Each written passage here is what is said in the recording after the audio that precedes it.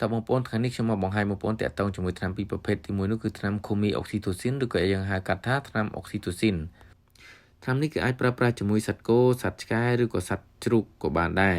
ហើយអត្ថប្រយោជន៍របស់វានោះគឺដើម្បីឲ្យមេជ្រូកវាចេញទឹកដោះមកហើយនឹងចាក់ជំរុញឲ្យមេជ្រូកឆាប់កាត់កូនមកលឿនបានផងដែរហើយវិធីចាក់របស់ខ្ញុំនោះគឺខ្ញុំចាក់នៅកន្លែងតាគៀកមេជ្រូកនេះឯងជួយជំវិញហ្នឹងព្រោះចាក់ឡើងហ្នឹងគឺយើងនឹងឆាប់បានទទួលលទ្ធផលលឿនជាងនៅចាក់ឡើងកក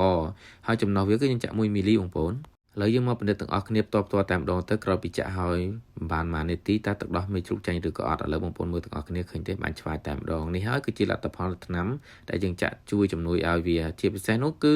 គេចាក់ជាមួយមេជ្រូកដែលពិបាកកាត់កូនម្ដងទៀតបងប្អូនណា